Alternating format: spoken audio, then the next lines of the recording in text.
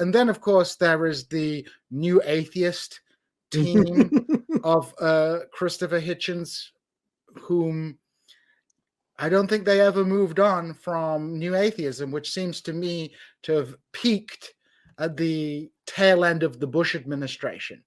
And those guys are kind of living in the past. I guess it's like the intellectual version of being an emo. So being an emo was kind of cool in the 2000s. And there's a bunch of like kids now who are like, I wish I was alive when the emos were around. I would have been such a great emo.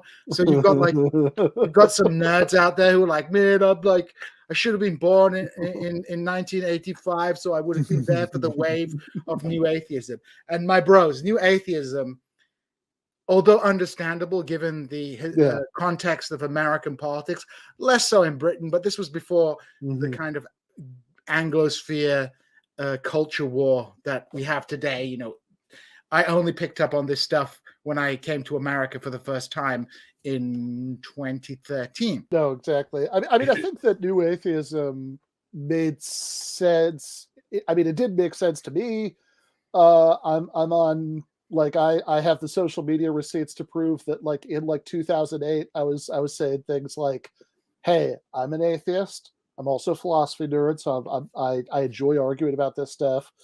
But what the sort of new atheists are pushing, you know, like atheism as a kind of political movement, makes no sense to me, because the fact that you share this, you know, abstract metaphysical belief, or really that you reject one, you know, is you know, tells you absolutely nothing about your politics, right? You know, that you know, because clearly that's a position that's held by lots of Marxists, and also, as I think I say at one point in the book, by, you know, some people who are, you know, neoconservatives who'd like to spread secular democracy to Iran with the 82nd Airborne, and, you know, and also by some people who are like libertarians who'd be happy to, you know, if we lived in a world where people were selling their organs for Bitcoin to afford rent.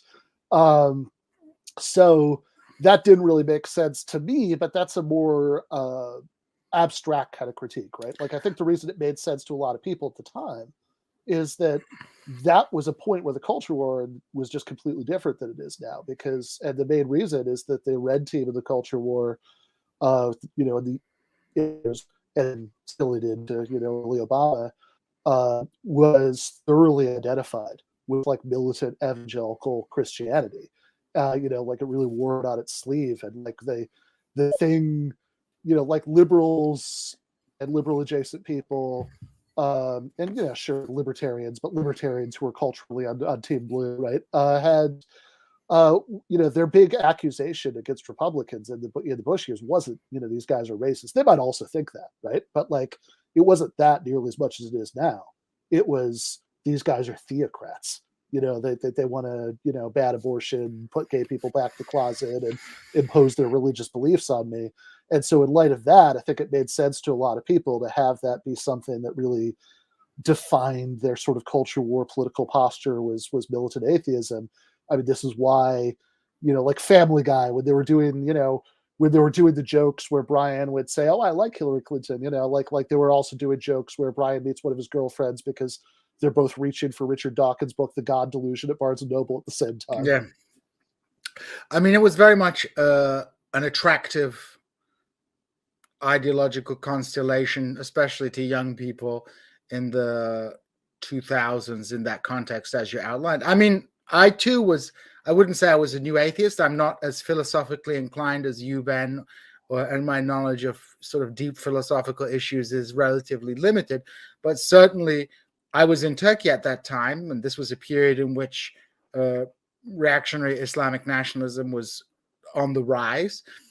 And I too was, at least I would say, definitely kind of new atheist adjacent, although I never really liked some of the combative nature of new atheism, but also some of the critiques of religion as being, you know, having a primary role in driving politics, certainly within particular contexts, seemed very attractive to people who sort of came out of a milieu that was critical of religion, and who were living within particular political contexts within which religious nationalism was becoming more and more powerful. And I think you're absolutely right. People don't remember, obviously, younger people don't remember, but this was the peak of evangelical Christian nationalism. And it was really their failure point, because it was, they seized political power, but were unable to parlay it into a victory in the culture war. And they just basically got ridiculed. But new atheism, really, as much as many of these new atheists have sort of transformed themselves into right-wing Trumpers, new atheism was ultimately a form of idpol in very much the way that liberal racial politics sort of separates the questions of racial inequity from material conditions and posits it as pure idealism.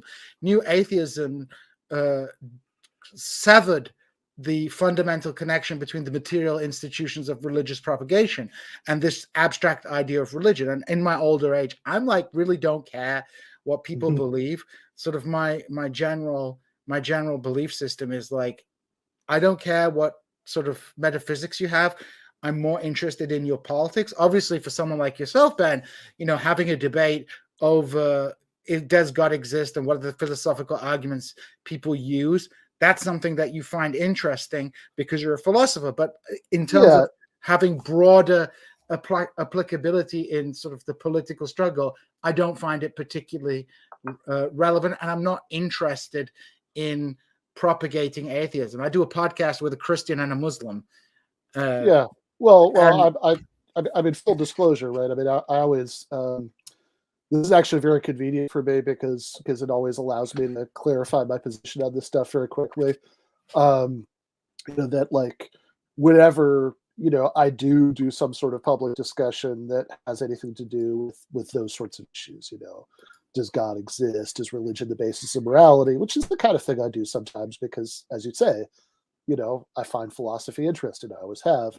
But whatever I do, I always try to do a little, throat clearing at the beginning about exactly what you just said. That politically, I couldn't care less about your metaphysical beliefs as long as you don't want to impose your religious beliefs on me. We're good. And I feel much more kinship, with the Christian left, that I do with, the libertarian right. This secular libertarian right, and the my sort of way, excuse for making that point very quickly is is I always like list off a couple of progressive Christians that I like, which would include Jennifer Burgis, right? That I mean, possibly an even closer connection than doing a podcast with somebody who's been married to them. I don't know about that, but okay. Yeah, fair enough.